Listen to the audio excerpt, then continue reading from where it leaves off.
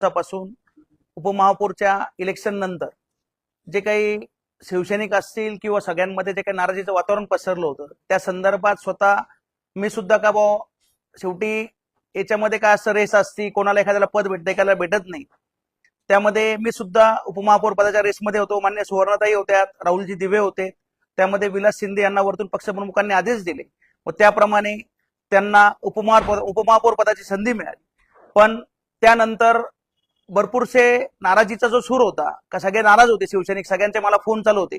त्यामुळे मी सुद्धा फोन बंद करून 2 दिवस एकदम शांततेत भाऊ आता काय निर्णय घ्यायचा, साहेबांना आपण भेटून सांगितलं पाहिजे सर्व शिवसैनिकांनी का मला सुद्धा न्याय द्या. पण पक्षप्रमुखांनाच आमच्या सगळ्या पक्षांबद्दलचे सगळे नगरसेवक असतील, पदाधिकारी असतील, सगळ्यांबद्दल त्यांची जी काय आस्था आहे त्यांनी स्वतः माझ्या कुटुंबाला फोन केले, त्यानंतर स्वतः मला फोन केले आणि सांगितलं की बंटी मी तुझ्या पाठीशी आहे, तू कुठला निर्णय घेताना विचारपूर्वक घे, कारण पूर्ण शिवसेना पक्ष तुझ्या बरोबर आहे.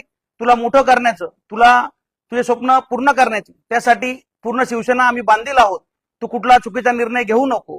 निश्चित जे काही पक्षप्रमुख असतील, दादाजी भुसे साहेब असतील आमचे मान्य मंत्री, त्यानंतर नरेशजी मस्के असतील, रामजी नेपाळे असतील, अहमदप्पा गोडसे असतील, भाऊसाहेबजी चौधरी, रामजी नेपाळे, या सगळ्यांनीच, सुहासांना कांदे मान्य आमदार, या सगळ्यांनीच जे काही मला सांगितलं समजून, त्यानंतर नाशिकचे जे काही लोकप्रतिनिधी आहेत या सगळ्यांनी, सर्व पक्षातील आमदार खासदार असतील, ज्येष्ठ पत्रकार असतील, साहित्यिक असतील, प्रभागातील सर्व नागरिक असतील, नाशिक शहरातील जे काही सुजाण नागरिक आहेत त्या सगळ्यांनी आम्हाला विनंती केली की तुम्ही असा निर्णय चुकीचा घेऊ नका. जनतेने तुम्हाला निवडून दिलंय तर त्या जनतेचा आदर राखून व त्या सगळ्यांचा मान सन्मान ठेवला पाहिजे, कारण तुम्हाला जनतेने निवडून दिलंय आणि एकदम भरघोस अशा मताधिकाऱ्यांनी निवडून दिलंय. तर कुठला चुकीचा निर्णय तुम्ही घेऊ नये. पक्षाने जी काही सूचना केली आहे तिचा निश्चित तुम्ही आदर करून यापुढे पक्षाने तुम्हाला निश्चित संधी मिळेल, कारण तुमचं वय काही जास्त नाही.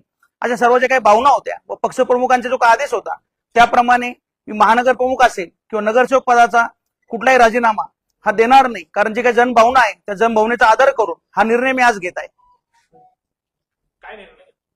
की जे काही ठरलं होतं का राजीनामा द्यायचा, पण पक्षप्रमुखांनी जे काही मला सूचना केली की निश्चित तुला न्याय मिळेल, तुला सुद्धा भविष्यात संधी मिळेल, कारण पक्षामध्ये सगळ्यात पहिले तू आलेला आहे, तर निश्चित तुला सुद्धा न्याय दिल्याशिवाय आम्ही राहणार नाही, असा आदेश मला त्यांनी दिला आहे. त्यामुळे हा जो काही आणि जी काही जनभावना होती त्यामुळे राजीनामा देण्याचा निर्णय रद्द केलेला आहे. तुम्ही ज्यावेळेस क्वेश्चन मीडियावर सगळं जाहीर केलं त्यावेळी पक्षप्रमुखांशी काही बोलणं झालं नव्हतं? त्यावेळेस पक्षप्रमुखांशी बोलणं झालेलं नव्हतं, कारण त्यावेळेस ज्या काही इलेक्शन होते, जिल्हा परिषद असेल, पंचायत समिती यांच्या त्या इलेक्शनमध्ये साहेब पण सभेमध्ये होते व त्यावेळेस पहिले त्यांना मी भेटायला पण गेलो होतो. पण त्यावेळेस काही आपले उपमुख्यमंत्री मान्य कैलासवासी अजितदादा पवार यांच्या निधनामुळे 2 दिवस ते पुण्यामध्ये होते, त्यामुळे त्यांची भेट होणं राहून गेलं होतं.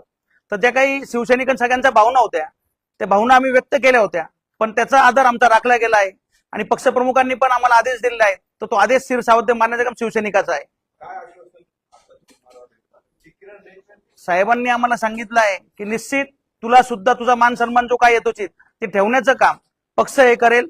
त्यामुळे पक्षाने आदेश दिलाय तो निर्णय आता मी मान्य केला आहे.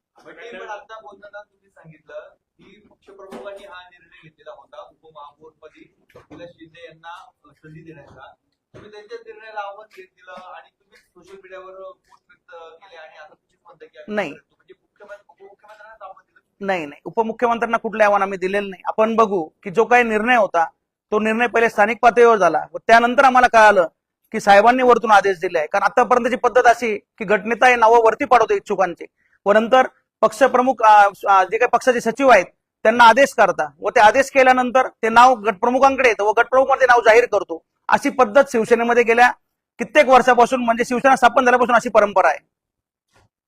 नेमका आपला आरोप